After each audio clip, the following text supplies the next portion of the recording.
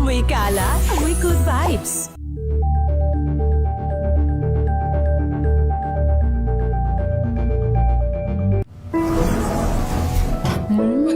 Amoy forever. Amoy LQ. Amoy new kalat berry blooms. Amoy kalat, amoy good vibes.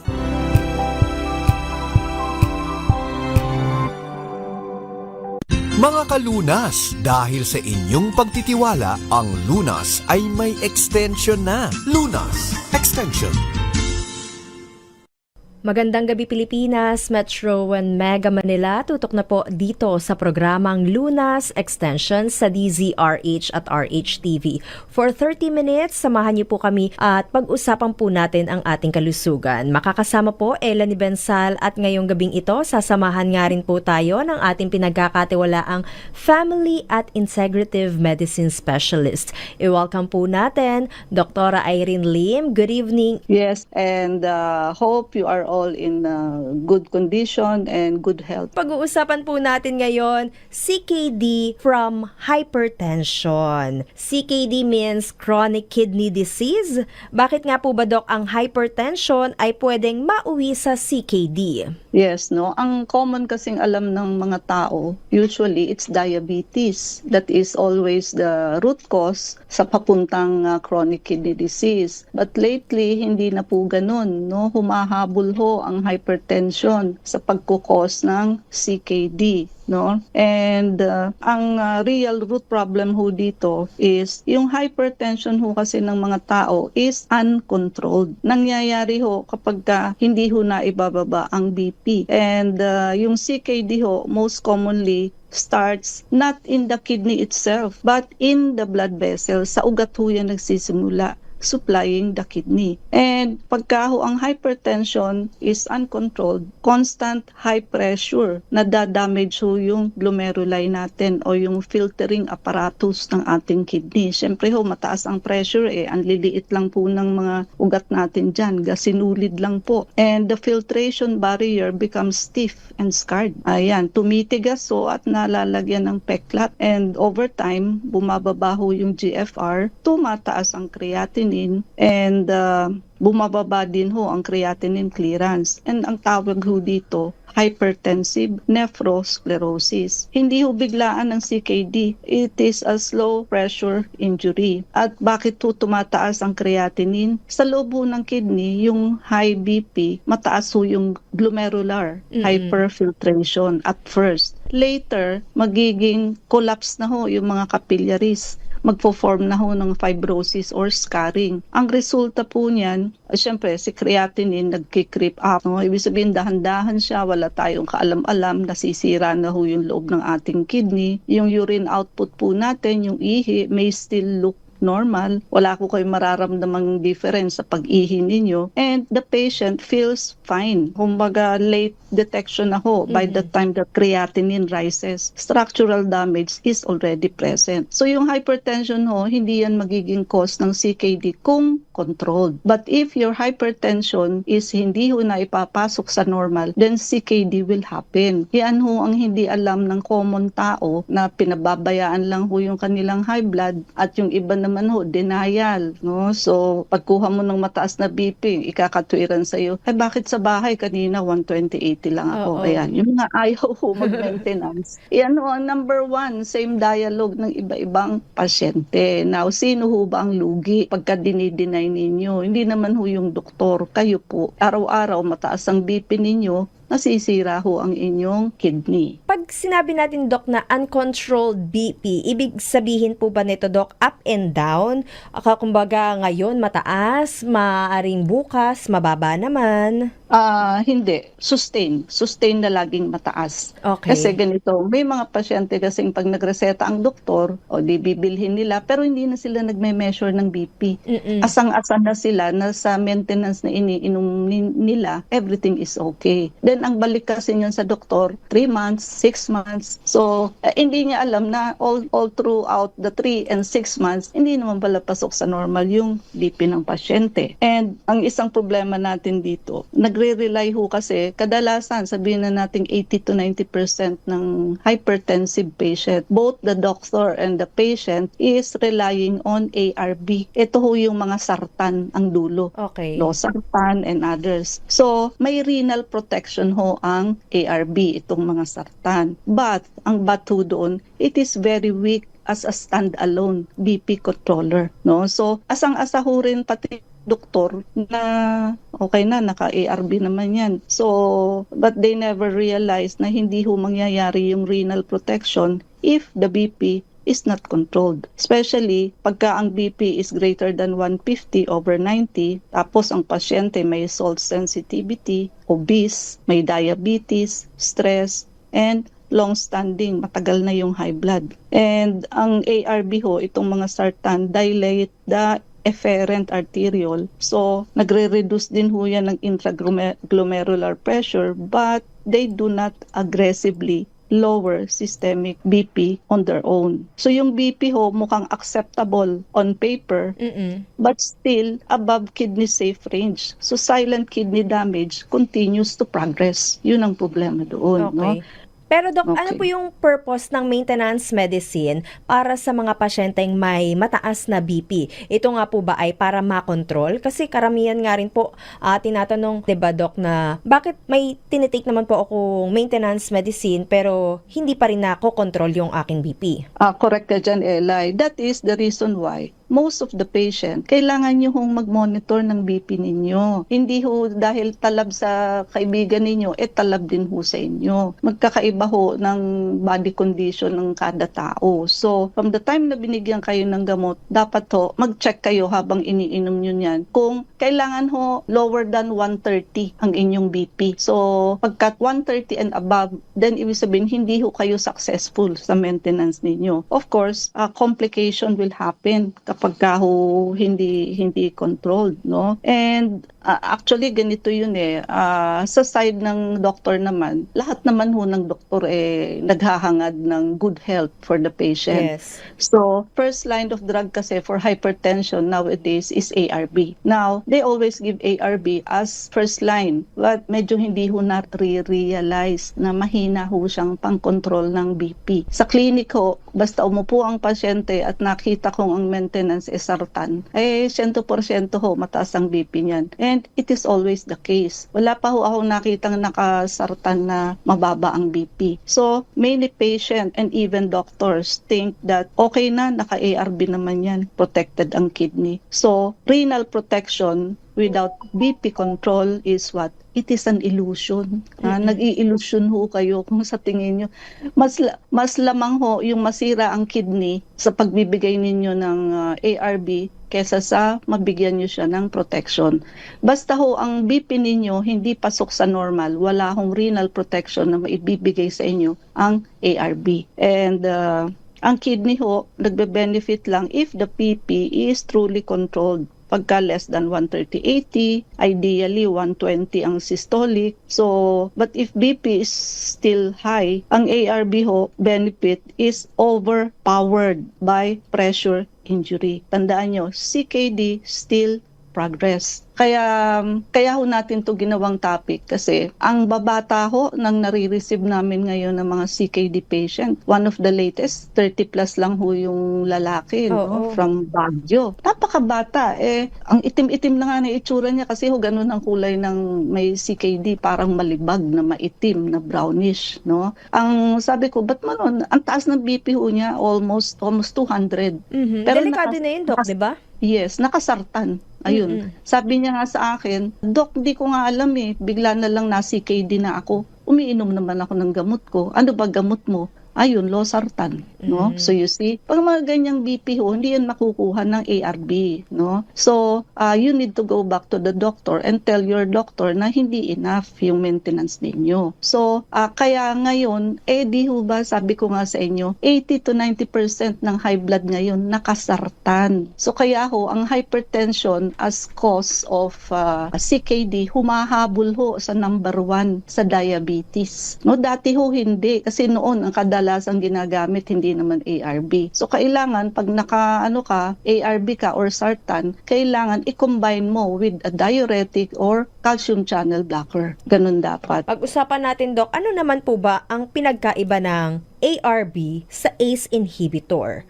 At papaano nga rin po ba makakatulong ang Dr. Irene Lim's Herbal Coffee para sa mga hindi kontrolado ang kanilang BP? Yan po ang ating babalikan maya-maya. Meanwhile, Doc, para nga po sa mga gusto pong magpakonsulta, ang inyo pong clinic address and hotline number, at para sa mga gusto rin po pala mag-avail ng Dr. Irene Lim's Herbal Coffee, papaano daw po sila makaka-connect? Okay, so again, yung atin hong buy 2 plus 1, malilibre nyo ho yung vector scan dito. And para hong ang binili nyo lang, detox and blood cleansing. So basic na basic ho yan, detox and blood cleansing. And yung atin hong drip, so beauty, slimming, and whitening. Kung gusto nyo hong all-in-one, power drip ho ang gawin niyo. Kahit wala kayong check-up, pwede ho kayo magpa-drip. Hindi lang ho ito pampaganda, kung hindi pampahealthy din po. And also, yung atin hong soap, IV anti-aging soap and IV whitening soap. Naka 5 plus 1 pa rin ho ito. Napakabisa ho nitong pang banat ng skin at pampaputi. And our beauty set, Love Your Skin. So napakagaling ho nitong magtanggal ng mga impurities sa face. Kahit lang araw nyo pa lang ho ina-apply, mapapansin nyo na ho yung improvement. And also, pareho ho yan nasa Shopee. No? Beauty set, Love Your Skin, LUVURSKIN, IV anti-aging soap, IV whitening soap, and Dr. Irene Lim's Herbal Coffee. Wala hong tumikim nito na hindi nagsabing masarap at napakasustansya ho nito because it is blended with 15 natural, powerful ingredients. No? So, halos lahat ho ng comorbidities ninyo tatamaan, and napakarami ho naming testimony sa pasyente araw-araw. And pag gusto nyo ho maka-discount, o maging reseller, buy bulk ho ang bili ninyo. So buy 10 boxes, discount of 50 pesos per box. Buy 20 boxes, discount of 90 pesos per box. And buy 30 boxes, discount of 100 pesos per box. So imagine niyo ho yung 100 na tubo ninyo sa isang box lang ng kape. So pwede na ho talagang maging added income. And ang maganda ho doon, pag nasarapan doon sa coffee, talaga naman hong masarap, ay may repeat order ho yan sigurado. So tuloy-tuloy na ho ang income ninyo. And of course, yung ating anti-diabetic and anti-obesity shot, ito na ho ang kasagutan sa mga hindi maibaba ang kanilang sugar at hindi pumapayat. Once a week shot lamang po ito, but sigurado hong bababa ang inyong sugar at papayat ho kayo. And yung mga elderly ho, yung mga hirap ng lumakad, ngayon pa lang, ay ngayon pa lamang ho magpa-treatment na kayo sa clinic. Huwag nyo na hong hintayin na kayo maging alagain at maging bedridden. No? Hindi pa huhuli ang lahat. And yung mga ayaw ng opera, gallstone, kidney stone, mailalabas ho natin yan ng walang operation. And yung mga barado ang puso, meron ho tayong non-invasive protocol para dyan. And yung atin hong PRP, platelet-rich plasma, so nakaka-cell repair, cell regeneration, and tissue healing. So, para ho itong stem cell, but hindi ho siya stem cell. And nagagamit ho natin to. Yung iba ho, ginagamit ito pampaganda, anti-aging. But sa clinic ho natin, ginagamit din ho natin para doon sa may mga damaged organ, tulad ng liver cirrhosis, CKD, yung may mga osteoarthritis, yung mga mapuputulan ho ng paa at nangingitim na ang paa. And yung mga may Alzheimer's, dementia, stroke patient, nare-reverse ho natin yan. Basta ho mas maganda kung mas hindi pa ho gaano katagal. No? And also yung atin hong book 1 and book 2, Unveiling the Truth of Diabetes. So malalaman nyo ho ang katotohanan kung bakit inom kayo ng gamot, hindi naman ho kayo gumagaling. Pag binitawan nyo ho ang gamot pang sugar, mataas pa rin ho ang sugar ninyo. And of course, our book 2, which is Food 101, ito ho ang magiging Biblia ninyo at dictionary ho ninyo when it comes to pagkain.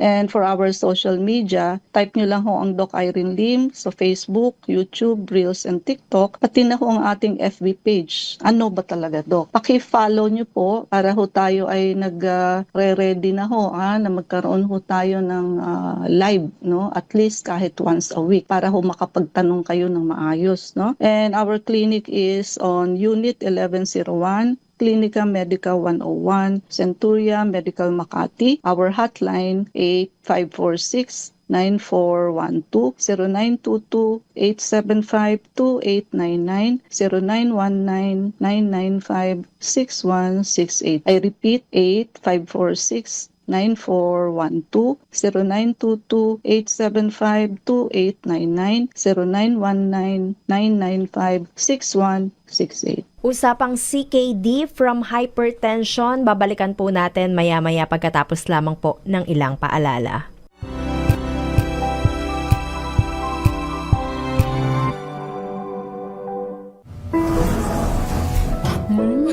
Amoy forever. Amoy LQ. Amoy New Caleb Berry Blooms. Amoy kalat, amoy good vibes.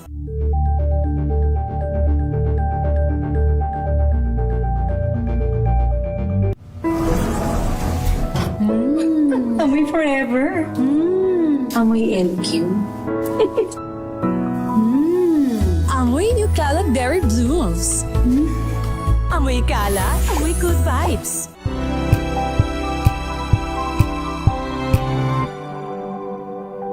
Hello, Washi! Laundry day na naman! Yay! Anong meron? Mancha ng chocolate, Oh. putik, may libag pa! Kaya natin yan! With Pride Washing Machine Detergent, may triple stain-away formula.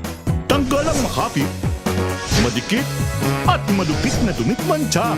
Kaya easy-easy ang labada. Mula noon hanggang ngayon! All you need is pride. All you need is pride. ACS.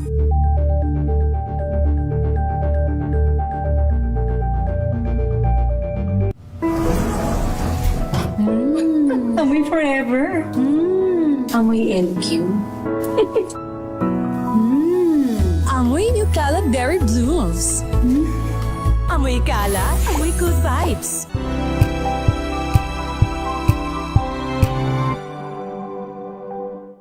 We've got you covered.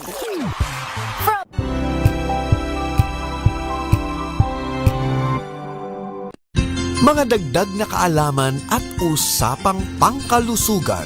Lunas Extension.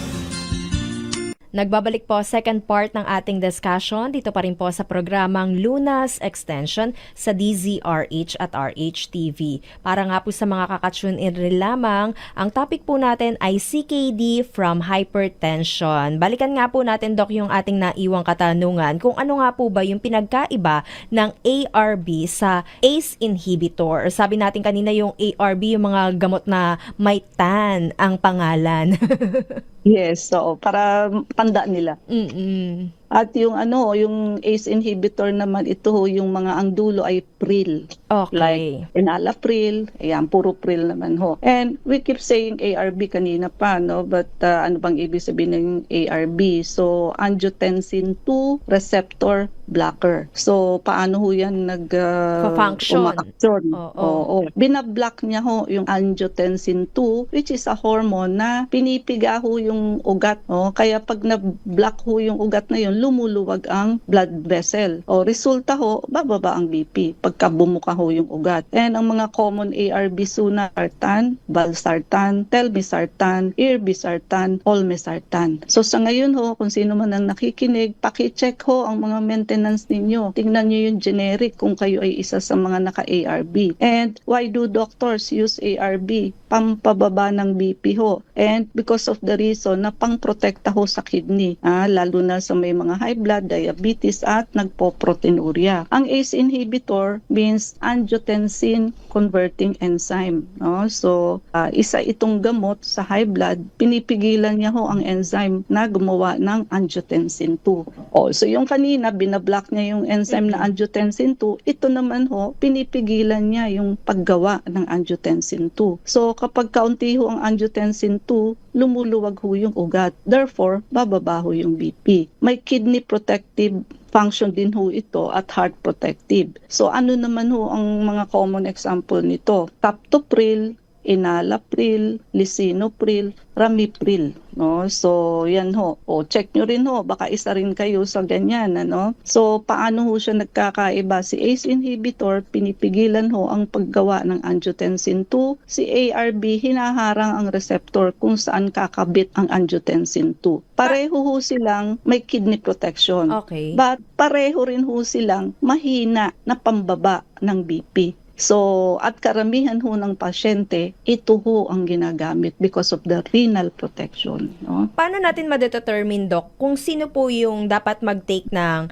ARB or ACE inhibitor? Pareho lang, discretion na ng doktor yun. Okay. But pinakamarami pa rin ang ARB kaysa sa naka-ACE inhibitor. No? Kaya lang pareho naman siyang mahina sa control, BP control. No? Pero ano po dapat yung maging approach natin, Doc, kapag hindi nga po kontrolado ang BP ng pasyente? Okay, so gumamit whether i-combine mo sa ibang malakas na pang high blood or palitan mo siya. So ang yung iba kino-combine nila sa ACE inhibitor which is amlodipine. Ang problema naman kasi si amlodipine pag matagal mo nang ginagamit, nag-iedema, nagmamanas ang pasyente. Although to some hindi naman. Or you may also combine itong sartan at ACE inhibitor sa diuretic like furosemide.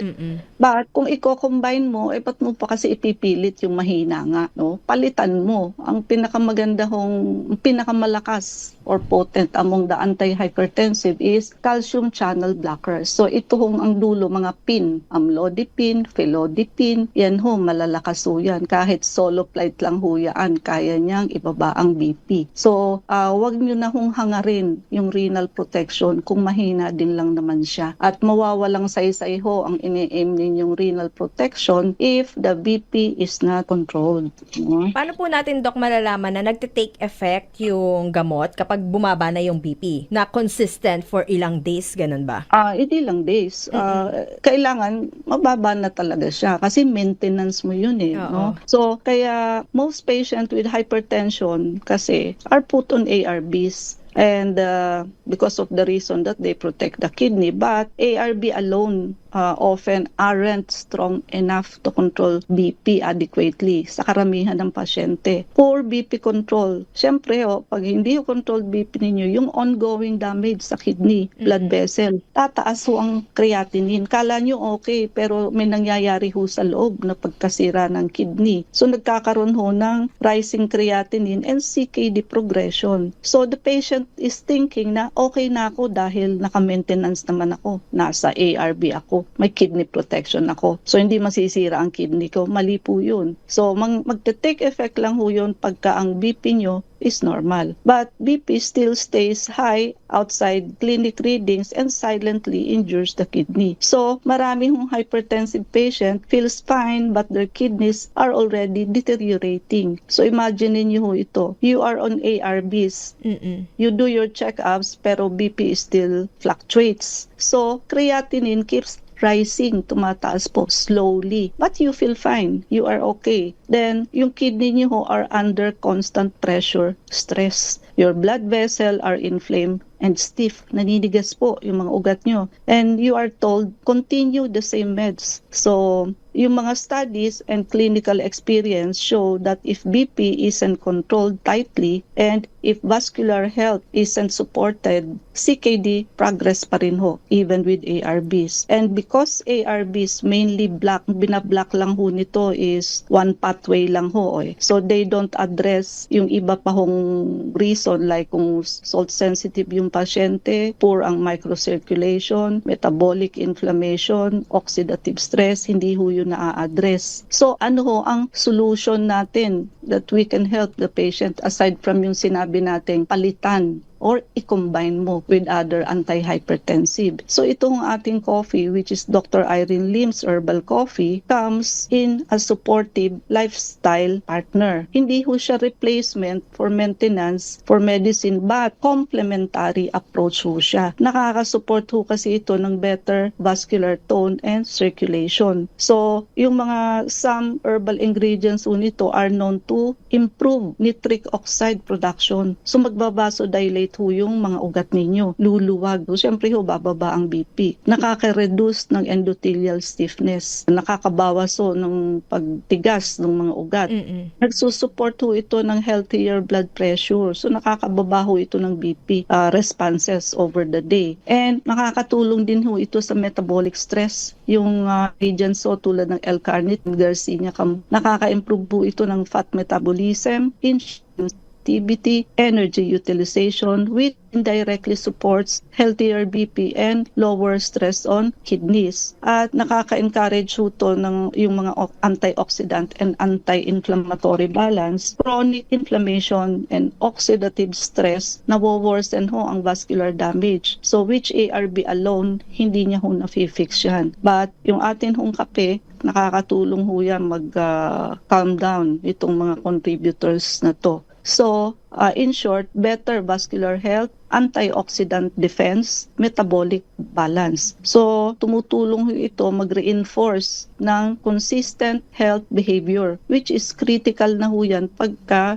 sa CKD patient. So, to wrap up, ang ARB ho protect the kidney, but they don't fully control BP in many patients. So, ang uncontrolled BP ho is the real driver of CKD progression. So, you need more than medication. You need consistent vascular support. And that is where Dr. Irene Lim's Herbal Coffee fits. It is not a cure, but as a daily partner that supports. No? So wake up call po ito ha. Kaya namin to discuss para medyo magising kayo. High blood lang, di nyo makontrol. Nauwi na kayo sa pagdadialysis. Nakakaawa po ang babata pa ho ng pasyente ngayon. No? Yes, 30 years old, nagte-take na ng maintenance medicine.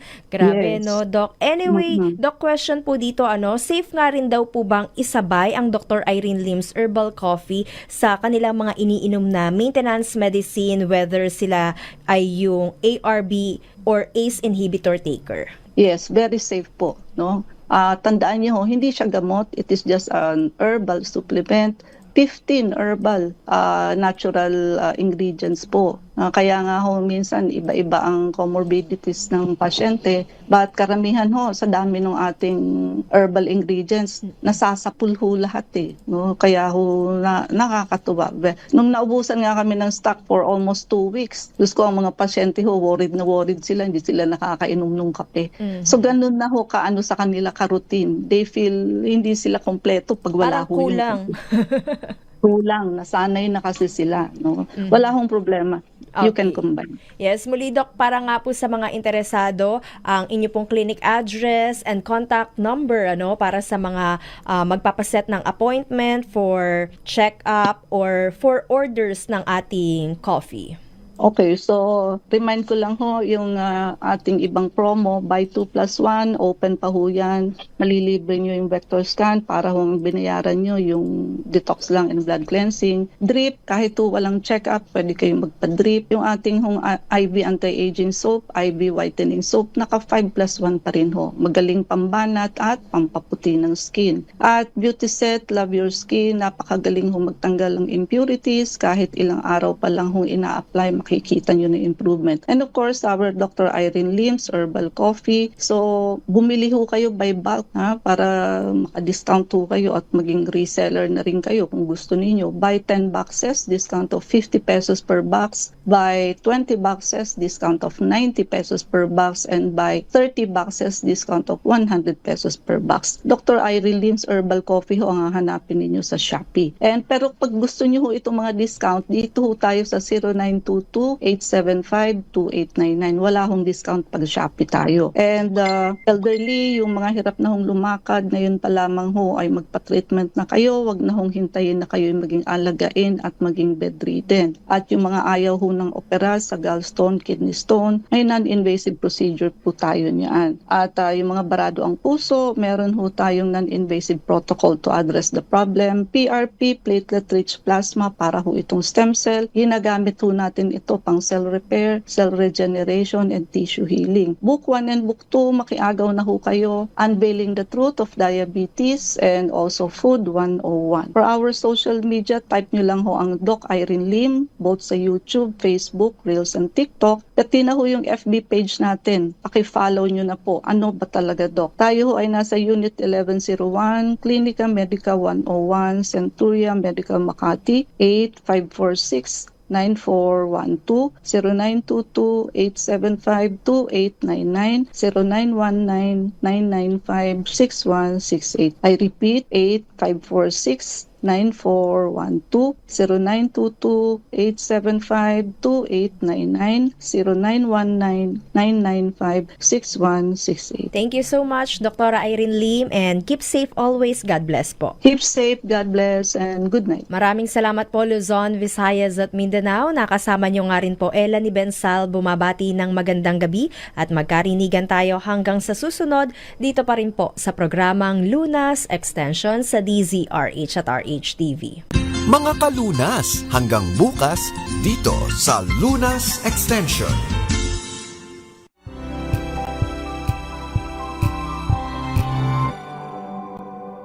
Sa loob ng 86 na taon,